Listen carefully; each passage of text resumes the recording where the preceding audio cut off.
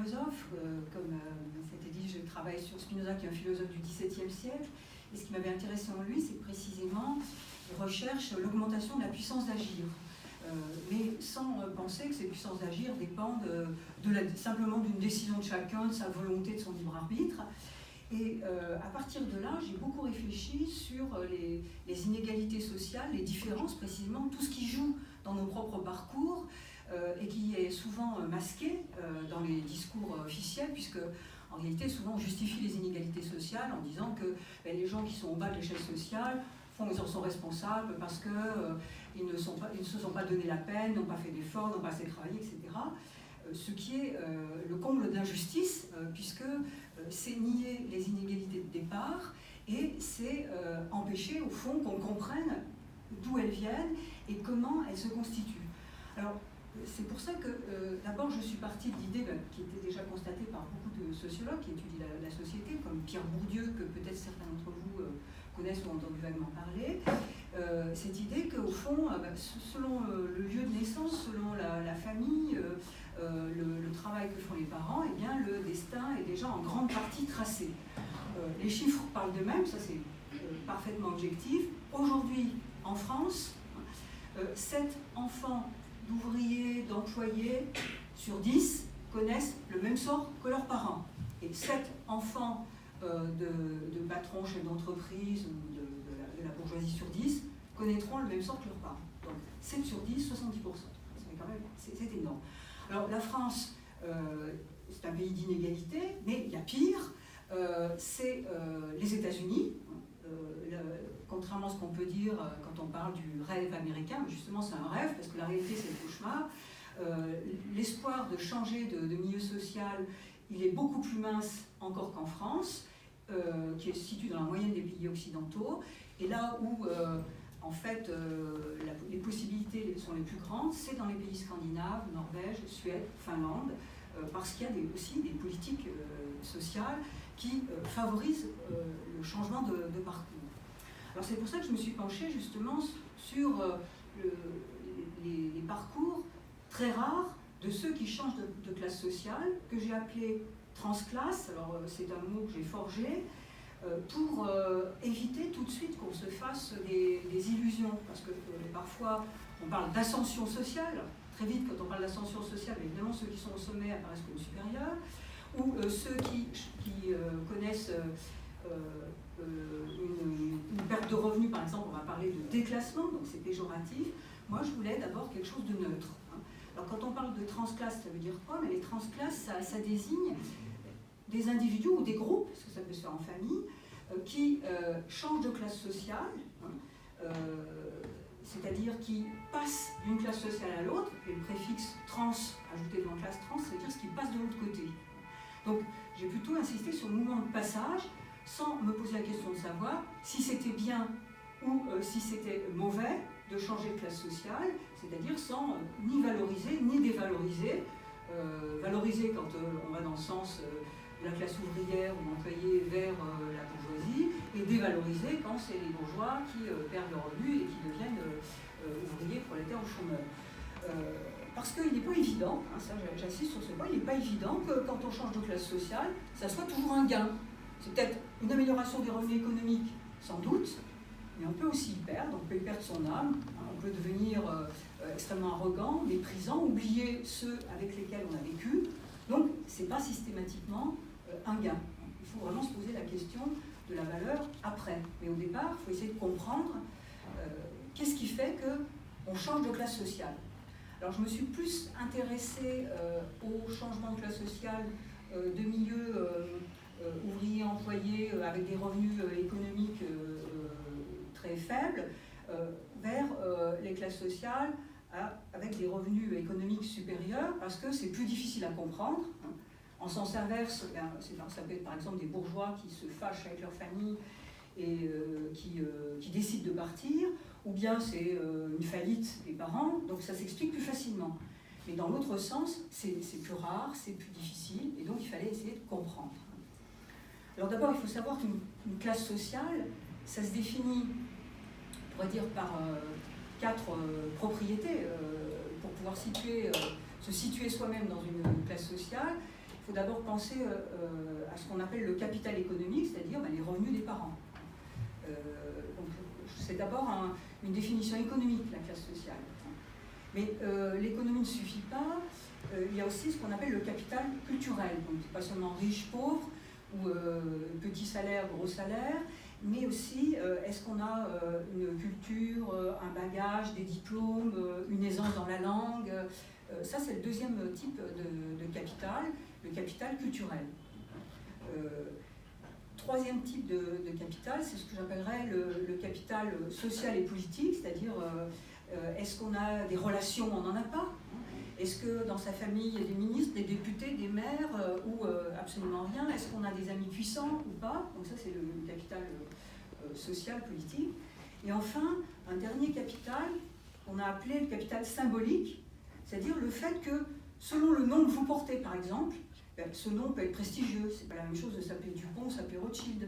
Et donc déjà, quand vous vous présentez, on a une sorte d'idée sur vous, hein, on vous situe. Vous êtes dans la petite bourgeoisie, la grande bourgeoisie, vous êtes parmi la foule anonyme. Voilà ce que c'est que le capital symbolique. Si vous vous présentez en disant vous êtes dans une banque, vous demandez un prêt, on vous l'accordera plus facilement si vous appartenez à une grande famille, hein, c'est partie de la famille Larnaud de Pinault, que si vous faites partie d'une famille totalement anonyme. Alors ces capitaux-là permettent de définir les classes sociales. Et vous voyez que le passage d'une classe sociale à l'autre, surtout quand on a un capital économique faible, quand on a donc un capital culturel et social faible, eh bien, il est extrêmement difficile, surtout lorsqu'il se combine en plus avec d'autres déterminations, d'autres propriétés. Par exemple, dans une société donnée, c'est pas la même chose si vous êtes un homme ou une femme, si vous êtes blanc ou noir, etc. Tout ça va se combiner. Hein. Et il faut le prendre en compte. Alors, dans mon travail, j'ai essayé de me pencher sur les raisons. Qu'est-ce qui fait que certains individus ou certains groupes vont changer de classe sociale? Comment expliquer cette transition, ce passage d'une classe sociale à l'autre avec des études précises? Alors, pourquoi j'ai voulu me pencher là-dessus? Parce que généralement, l'explication toute faite, c'est la fameuse formule quand on veut, on peut, hein, c'est-à-dire, c'est l'idée, il suffit de le vouloir pour pouvoir. Donc j'ai commencé par démonter ce préjugé, hein, l'explication toute faite, voilà, ceux qui ne réussissent pas, ils ont manqué de volonté, ils sont paresseux, etc. Alors d'abord, si on se place même dans la position de l'opinion de ceux qui pensent que tout est affaire d'ambition, de volonté, il faut remarquer qu'une ambition ou une volonté, c'est toujours une ambition de faire quelque chose ou une volonté de quelque chose, d'une autre vie. Donc, il faut voir que l'ambition ou la volonté, ça ne peut pas être la cause motrice qui déclenche un parcours, parce que s'il n'y a pas quelque chose que l'on veut, si ce quelque chose n'a pas d'abord émergé, eh bien, il ne peut pas y avoir de volonté, il faut qu'elle soit déclenchée par quelque chose. Et alors, la question qui se pose, c'est pour tout individu, qu'est-ce qui va être notre objet de désir ou de volonté? D'abord, quand on est tout petit, on n'a rien et on n'est rien. Donc, comment avoir des désirs? Les premiers désirs qu'on a sont nécessairement des désirs qui sont calqués sur le milieu environnant.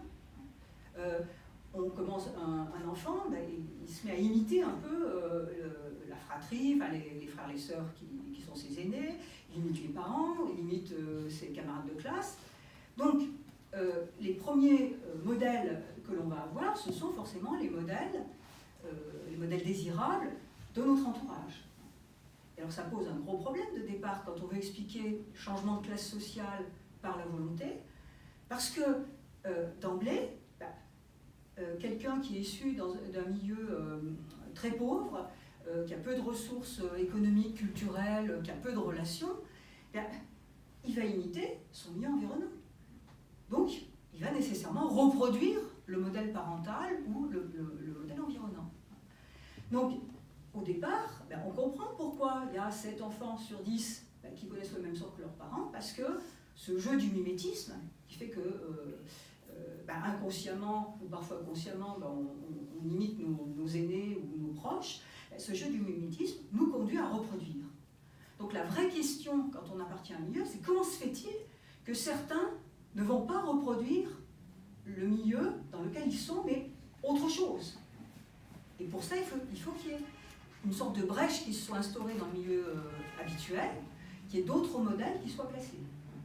Alors, donc la première question, c'est de savoir qui est-ce qui peut offrir des modèles alternatifs que ceux que nous offrent nos parents. Comment on peut désirer autre chose que finalement ce que nous présentent nos parents? Eh bien, il faut voir que si on veut expliquer les parcours de transclasse, il faut prendre en considération tout l'entourage. On ne se fait pas tout seul, on ne se fait pas de rien, hein, comme le montre comme voudrait le montrer l'idée du self-made man, hein, celui qui se fait tout seul, se fabrique tout seul. Il faut bien qu'il y ait d'autres modèles qui soient offerts. Ces autres modèles, ils peuvent être offerts, par exemple, par d'abord à l'école, parce qu'on va rencontrer des professeurs des écoles qui ne seront pas forcément comme les parents, ça offre un autre modèle auquel on peut s'identifier, ou d'autres camarades qui ne connaissent pas le même sort que le nôtre, hein, qui vont présenter un modèle plus enviable que le nôtre. Ça va donc se nourrir de rencontres. Et il va falloir qu'il y ait des gens qui nous fassent la courte échelle. Il va falloir qu'il y ait des gens qui puissent incarner autre chose que ce qu'on a sous les yeux. Donc vous voyez que déjà, parler d'ambition ou de volonté, c'est totalement creux, parce qu'il faut qu'il y ait la volonté d'autre chose, et cette autre chose, il faut qu'on puisse le rencontrer. Donc qu'on ait des modèles alternatifs. Sans ces modèles alternatifs, ça peut être aussi la figure d'un acteur, ça peut être la figure d'un grand sportif, ça peut être la figure d'un écrivain, donc qui nous donne le désir d'autre chose. Mais là encore, vous voyez bien que si on se contentait de ça, en disant, ben voilà, ceux qui sont des transclasses, au lieu d'imiter leur entourage, ils ont imité d'autres modèles, et puis, à force d'efforts, ils sont arrivés à finalement traverser toute l'existence comme ça. Alors, ces modèles alternatifs, c'est une condition nécessaire, mais n'est pas suffisante. Parce qu'on a beau désirer vouloir devenir un grand sportif, désirer devenir un grand écrivain, désirer devenir riche, ce désir, il reste un songe creux si on n'a pas les moyens derrière. Il ne suffit pas de vouloir, encore faut-il pouvoir. Et là, ce qui rentre en ligne de compte, dans nos parcours à tous, c'est finalement pas seulement le milieu familial, pas seulement le milieu social des rencontres, mais c'est aussi le milieu politique dans lequel on est, la société dans laquelle on est. Selon que cette société, elle va mettre en place des institutions qui vont permettre aux individus d'aller au maximum de ce qu'ils peuvent. Sans ces institutions politiques, nos désirs resteront de simples rêves. Par exemple, si vous voulez devenir médecin, vous êtes dans un milieu social où vos parents n'ont pas de revenus, ne peuvent pas vous payer les études, si vous désirez devenir médecin, ça restera un rêve, tant qu'il n'y a pas un système d'aide, de bourse, tant qu'il n'y a pas, par exemple, aussi des cours qui sont mis à la disposition de ceux qui n'ont pas, par exemple, une aisance culturelle ou une pratique de la langue aisée. Donc, tant qu'il n'y a pas ces institutions-là, on aura beau vouloir, on ne pourra rien. Donc ça, c'est très important. Ces institutions, elles jouent un rôle fondamental. Et selon les politiques sociales qui sont menées ou pas, ça change du tout. Aux États-Unis, si vous êtes né dans le ghetto noir ou si vous êtes issu, si vous êtes plutôt hispanisant, issu du Mexique ou de l'immigration, vous avez très peu de chances de pouvoir vous en sortir. Parce qu'il n'y a aucune politique sociale qui est menée, comme on peut l'avoir, par exemple en Finlande, en Suède, où il y a des bourses, il y a des aides, il y a des bibliothèques qui sont mises à disposition des élèves. Donc vous voyez que ça va jouer énormément. Donc déjà, vous voyez que pour un parcours, des modèles alternatifs, des moyens économiques et politiques, mais ça ne suffit pas, parce que, vous voyez, par exemple, il y a autre chose qu'il faut prendre en compte, et ça, c'est des différences peut-être fines. Dans une même famille, vous avez des enfants même si c'est difficile de dire que c'est toujours la même chose, mais vous avez des enfants qui vont avoir les mêmes parents, qui vont avoir la même éducation, les mêmes revenus, le même capital culturel, relationnel, et vous allez avoir des enfants qui auront des trajectoires sociales très très différentes. Donc, il faut penser aussi la place dans la famille, comprendre ces différences fines. C'est pas la même chose si on est l'aîné ou le cadet, parce que, par exemple, les parents peuvent placer leur désir de réussite dans l'aîné, qui va porter tous leurs espoirs, par exemple les espoirs de revanche sociale, des parents qui ont vécu la galère, ils vont avoir envie peut-être que leurs enfants aient une meilleure vie qu'eux. Donc, par exemple, ils vont pousser leurs aînés, peut-être un peu moins ceux qui viendront après. Donc ça joue le fait d'être aîné ou pas. Ou si on est un aîné et que ça ne marche pas très bien, les espoirs vont se reporter sur le cadet, si ça va un peu mieux pour lui, et donc on va s'engouffrer dans cette seconde voie. Donc la place dans la famille, ça joue. Être un garçon ou une fille, ça joue également. On va peut-être plus pousser un garçon qu'une fille dans certains milieux.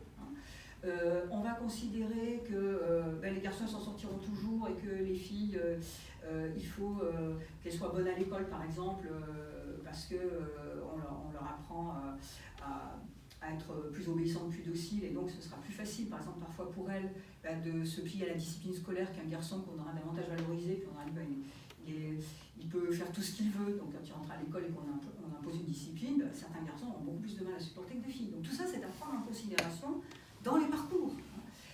Par exemple, le fait que vos parents puissent avoir des préférences, eh bien, ça va aussi jouer.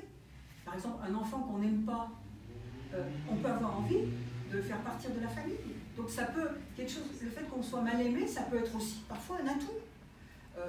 Parce que vous serez le mouton noir, donc on veut vous chasser, par exemple, parce que vous ne vous comportez pas bien aux yeux de vos parents, ou par exemple parce que vous avez un type de sexualité qui ne leur convient pas, il va y avoir, parce que vous êtes mis un peu à l'écart, vous allez avoir envie de partir. Donc vous voyez qu'il faut prendre en considération toute une série d'éléments combinatoires dans un parcours, ce que j'appelle la place dans la fratrie, le fait que vos parents désirent pour vous telle ou telle chose, et que vous allez ou bien l'accepter, essayer d'accomplir leur projet, ou bien vous rebeller contre, parce que ça sera insupportable. Tout ça, ça joue dans nos trajectoires. Donc, on est bien loin de l'idée que ça se décide comme ça, par libre arbitre. Il faut prendre en considération ces éléments-là. Puis, aussi, enfin, peut-être, d'une manière générale, et là c'est Spinoza qui me l'a bien montré, ce que j'appelle les affects. Les affects, c'est l'ensemble des modifications physiques et mentales qui jouent dans l'histoire d'un individu. Par exemple, si vous êtes dans une situation sociale très pauvre, avec des gens qui sont exactement dans la même situation que vous, vous serez moins gêné d'être pauvre que si vous êtes, par exemple, le seul dans votre classe à ne pas avoir de moyens de vous payer tel ou tel type de vêtements. Donc, les affects, par exemple, vous allez parfois éprouver de la honte. Et cette honte, elle peut soit vous pousser à vous replier, à vous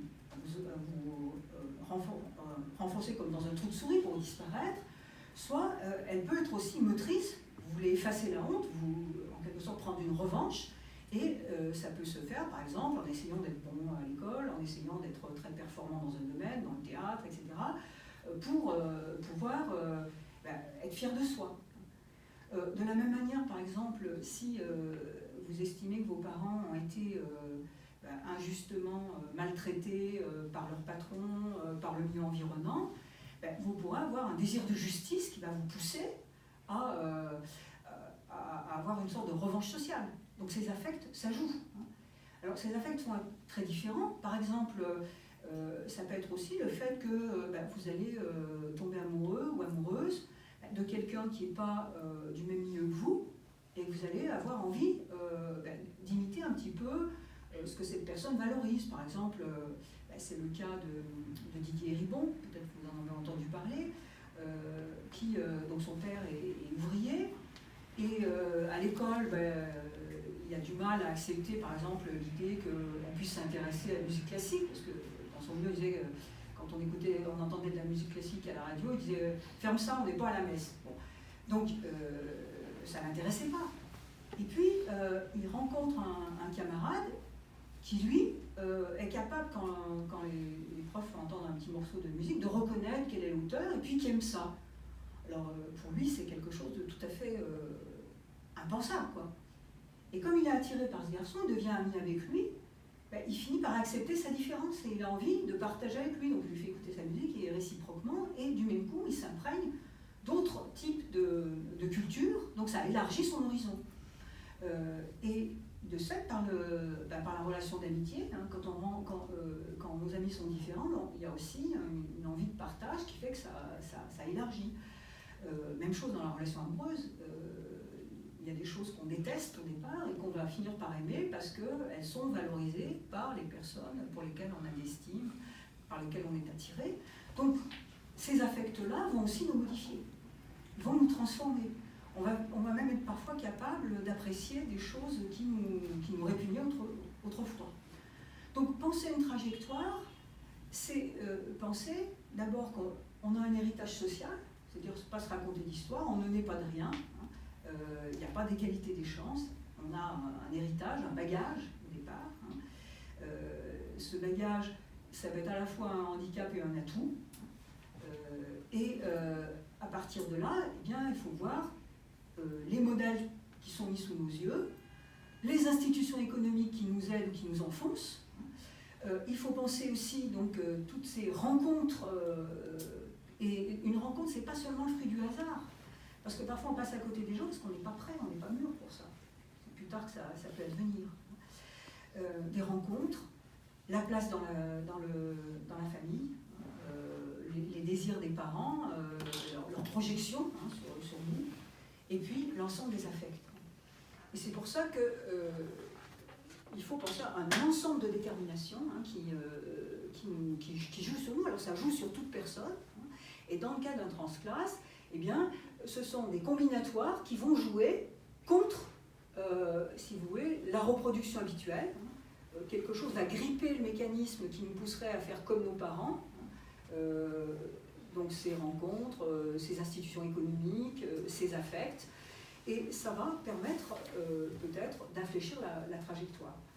Alors c'est important de le noter hein, pour combattre cette espèce d'illusion de celui qui s'est fait tout seul, qui a beaucoup de mérite, il suffit qu'il fasse des efforts pour qu'il parvienne au résultat. Non, parce qu'il y a des gens qui s'efforcent, qui échouent.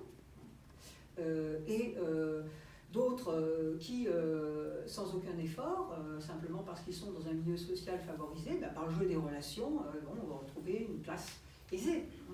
Donc il faut sortir de cette idée-là. Alors, une fois qu'on comprend que tous les facteurs qui pèsent sur nous, eh bien, on essaie de penser sa propre puissance d'agir en tenant compte de la situation, en essayant de combiner d'autres facteurs, en essayant un peu d'infléchir les trajectoires. Alors la question après qui se pose, c'est est-ce que forcément, quand on change de classe sociale, si c'est d'un milieu, par exemple, économique, avec des revenus très faibles, vers un milieu bourgeois, c'est nécessairement toujours une réussite, ou inversement, si on perd ses revenus, c'est un déclassement, un échec. C'est là la vraie question. Et je me suis beaucoup appuyée sur un historien qui est Jules Michelet, au XIXe siècle, qui est le premier à avoir écrit l'histoire du peuple. Il est issu du peuple, il est devenu historien, donc c'est un des premiers transclasses, hein, si vous me passez l'expression. Et il s'est posé la question de savoir si on y gagnait vraiment toujours à changer de classe. Ça, c'est une vraie question. Et il a une formule qui me paraît très éclairante. Il a dit le plus difficile, ça n'est pas de monter, parce qu'il est encore dans la métaphore de l'ascension sociale, le plus difficile n'est pas de monter, mais en montant de rester soi, rester soi-même. Certains, lors de l'ascension sociale, ils perdent, ils deviennent des bâtards, dit-il. Des bâtards au sens où ils perdent finalement les valeurs de leur milieu d'origine, pour singer le milieu dominant, sans jamais vraiment s'y intégrer, et sans avoir de valeurs propres. Ils sont toujours dans l'imitation, vont parfois renier leurs parents, les trahir, les mépriser, alors que les parents ont pu les aider, par exemple, en leur faisant la courte échelle. Donc on peut avoir ceux qu'on appelait les sociotraîtres, hein, les parvenus, qui, après avoir pris appui sur tout le monde, vont dire que finalement, ils n'ont réussi, entre guillemets, que grâce à leur propre mérite, que grâce à leur propre force, et oublier tout le monde. Alors pour Michelet, ces gens-là, en fait, croient avoir monté, mais en réalité, ils sont plus bactères. C'est une déchéance morale. C'est une déchéance morale. Si, au moment où, économiquement, on augmente ses revenus, on se sert de sa puissance symbolique ou de ses relations pour maintenir un ordre social injuste, est-ce que c'est vraiment un gain de changer de classe? Ça n'aide pas les autres. C'est quelque chose qui va maintenir un ordre unique et qui va finalement ne pas faire retomber des bénéfices sur l'ensemble de la famille ou du milieu d'origine. Donc voilà pourquoi ce n'est pas évident que ce soit toujours un gain. Souvent, Michelet dit, du point de vue économique, incontestablement, c'est un gain. Mais du point de vue moral, et il critique les paysans qui veulent à tout prix que leurs enfants deviennent des avocats, qui veulent absolument s'élever socialement. Avec cette formule, s'ils ne restent pas eux-mêmes, c'est-à-dire s'ils ne gardent pas la trace du peuple, en faisant en sorte que leur situation meilleure permette d'améliorer le peuple, eh bien ce sont des bâtards, et au fond, on y a perdu. Et alors il a une comparaison assez belle, il dit, voilà, le père était paysan, donc il a des mains, des muscles, des mains fortes, des mains développées. Il dit, le fils qui a hérité du père, qui devient avocat, il n'a pas les mains fortes, il les a grosses. On dit, il y a une forme d'abattardissement parce qu'il n'y a plus la noblesse du travail, hein, il n'a plus finalement les valeurs qui étaient les valeurs de justice initiales, il ne pense plus qu'à lui-même, à son propre profit.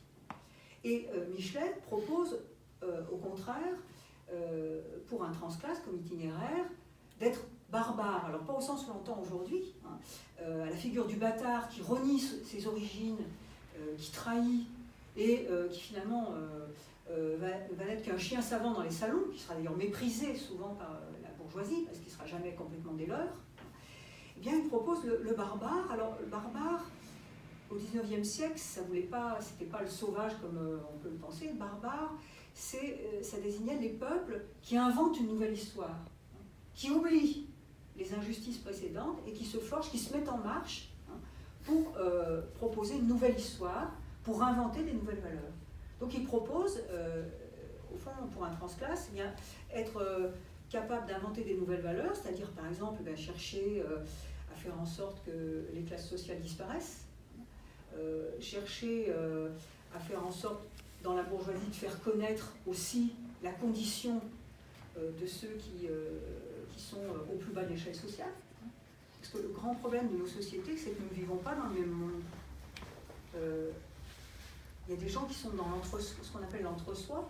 Vous voyez, par exemple, vous avez, si vous prenez dans le monde de la grande bourgeoisie, les enfants de la grande bourgeoisie, par exemple, ne viennent jamais dans les écoles publiques. Ils sont à part dans certaines écoles privées. Ils ne rencontrent pas le reste de la population. Ils se rencontrent entre eux dans ce qu'on appelle les rallyes, c'est-à-dire c'est des rassemblements qui sont faits par les familles d'enfants triés sur le volet pour qu'ils se marient dans le même monde. Ils ne rencontrent jamais rien. Donc, vous voyez que c'est aussi ça que peut apporter un transclasse, c'est-à-dire faire connaître ce que c'est la condition ouvrière, la condition d'immigré, la condition d'employé, pour qu'il puisse y avoir une prise de conscience.